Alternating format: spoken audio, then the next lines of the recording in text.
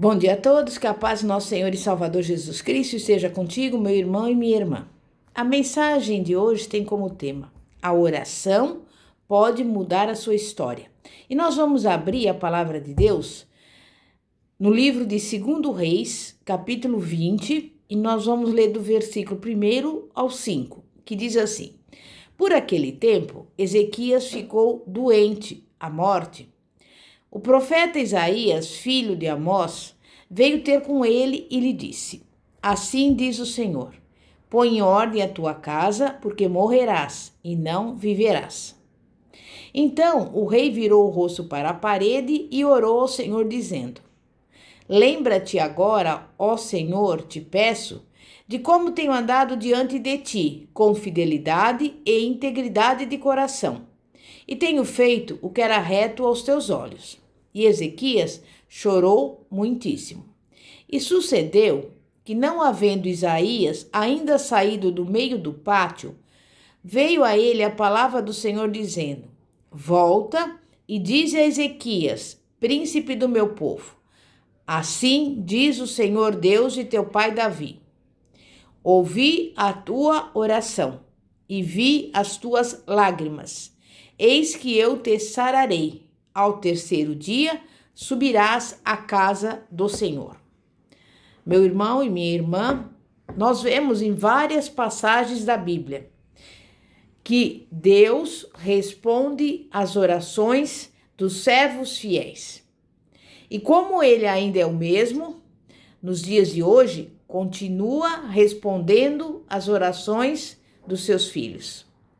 A primeira atitude que devemos ter para que as nossas orações mudem o propósito de Deus é reconhecer a sua soberania. Por intermédio do profeta Isaías, Deus avisou ao rei Ezequias que este morreria como resultado de uma enfermidade. Porém, o soberano Senhor mudou seus planos por causa da maneira como esse rei recebeu a mensagem divina. A resposta das nossas orações depende muito do modo como interpretamos a mensagem do céu.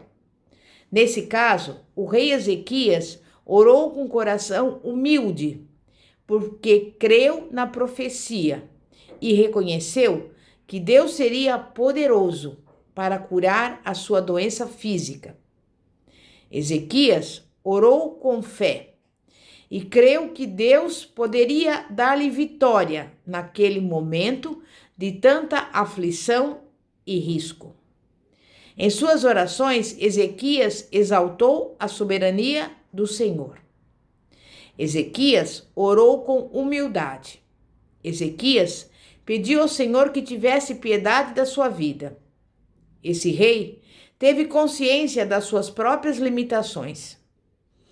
E com isso nós aprendemos que, além da fé e da humildade, é necessário confissão e quebrantamento, o que atrai a resposta imediata de Deus às nossas orações. Confessar é revelar os nossos segredos a alguém, geralmente aquilo que sentimos ou pensamos. As nossas palavras são a expressão dos nossos sentimentos e pensamentos. A Bíblia considera o coração como a sede das nossas aspirações e dos nossos sentimentos. Por isso, o Senhor Jesus Cristo disse: Mas o que sai da boca procede do coração, e isso contamina o homem. Mateus 15, versículo 18. Quando o coração do homem está inclinado para fazer a vontade do mundo, a alma torna-se sujeita às vaidades terrenas e às realizações das obras da carne. Mas se andarmos em obediência aos mandamentos do Senhor, o fruto do Espírito Santo será germinado em nosso coração. Ezequias alcançou a misericórdia do Senhor e a sua oração mudou o propósito de Deus. Sabe por quê? Porque ele creu na justiça divina e confessou-a ao Senhor em sua oração. Após ter orado ao Senhor com fé, humilhando-se com seu rosto voltado para a parede do seu quarto e confessando tudo quanto estava dentro do seu coração, Ezequias chegou ao estágio de íntima comunhão com Deus, o quebrantamento e as lágrimas. Em algum momento, por força das circunstâncias, eu te pergunto, você já se viu obrigado a mudar os seus planos? Existem alguns trechos da Bíblia Sagrada que falam que Deus se arrependeu. Por exemplo, o Senhor disse ter se arrependido de haver feito o homem, e isso lhe pesou o coração. Gênesis 6, versículo 6. Em outra passagem, lemos que ele se arrependeu do que dissera, que destruiria Nínive, capital da Assíria. Jonas 3, versículo 10. E isso porque os moradores daquela cidade se arrependeram dos seus pecados. No livro de 1 Samuel 15, 35, o Senhor se arrependeu de ter ungido a Saul, rei sobre Israel. Mas será que o Senhor se arrepende como homem? Não.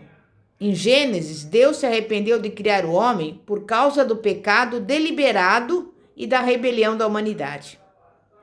A palavra registrada em Gênesis 6, de arrependimento, não implica fraqueza, mas quer dizer mudança de atitude. Deus havia até então tratado com misericórdia a longanimidade da população antediluviana.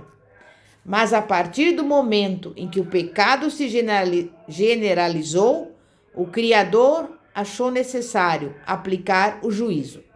A existência de Deus, o seu caráter e os seus eternos propósitos permanecem imutáveis. Porém, ele pode alterar o seu tratamento para com o homem dependendo da conduta deste. E foi exatamente o que aconteceu com o povo de Nínive. Diz a Bíblia que ao ouvirem a pregação de Jonas, os ninivitas creram em Deus, proclamaram um jejum e vestiram-se de panos de saco. Devido ao arrependimento daquele povo, Deus revogou o juízo. O desejo primordial de Deus é sempre usar de misericórdia para com a humanidade. O Senhor é um Deus que tem compaixão pelos pecadores sinceramente arrependidos. Entretanto, consome com o fogo da sua ira todos quantos desobedecem a sua palavra deliberadamente. O arrependimento divino registrado em 1 Samuel 15, 35 mostra o profundo sentimento de desgosto de Deus decorrente da rebelião de Saul. Não é um arrependimento semelhante ao do homem, que precisa se corrigir dos seus erros. O arrependimento de Deus significa, basicamente, como eu disse, uma mudança de atitude. Quando lemos essas passagens, entendemos que Deus muda o seu propósito de acordo com o comportamento do homem. Aos que lutam para alcançar os seus propósitos pela oração. Talvez seja muito proveitoso conhecer a palavra propósito e o que ela representa em nossa vida. A palavra propósito faz referência a um produto final a ser alcançado, aquilo que determina a nossa conquista. Segundo o dicionário, propósito significa intenção de fazer algo, projeto, desígnio, aquilo que se busca alcançar quando se faz alguma coisa, objetivo, finalidade, intuito. Salomão escreveu em Eclesiastes 3, do versículo 1 a 8, que tudo tem o seu tempo e o seu propósito determinado na terra. Deus tem um plano eterno que inclui os propósitos e as atividades de todas as pessoas. A oração de Ezequias mudou o propósito de Deus em sua vida. Mudou aquilo que Deus havia estabelecido e determinado, ou seja, que esse rei morreria como consequência de uma doença. Mas Deus, através do profeta Isaías, mandou que o rei Ezequias colocasse a sua casa em ordem e sentenciou: você vai morrer. Mas como uma pessoa, por meio da oração, consegue mudar o propósito de Deus? O segredo está no jeito humilde com que Ezequias se dirigiu ao Senhor. Ah, Senhor, ser servido de te lembrar. Deus é soberano para fazer o que quiser, agir como quiser e da forma que bem entender. Façamos o nosso dever. Lancemos sobre ele todas as nossas ansiedades, com fé, humildade, confissão e quebrantamento, como fez o rei Ezequias, e então veremos que as nossas orações podem mudar o propósito de Deus. O que aconteceu com Ezequias prova que Deus não olha a aparência do homem, mas sonda os sentimentos e os desígnios humanos e descobre as verdadeiras intenções do coração. O coração piedoso desse rei fez com que a sua oração mudasse o propósito de Deus.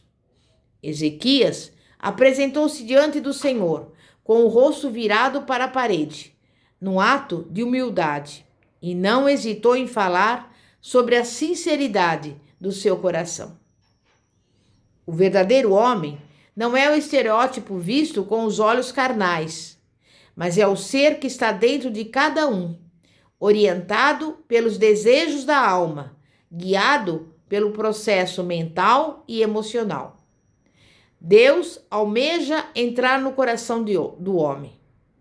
O Salvador não se cansa de fazer o mais excelente de todos os convites ao pecador, para lhe dar um novo caminho de felicidade eterna. Está escrito, Provérbios 23, 26.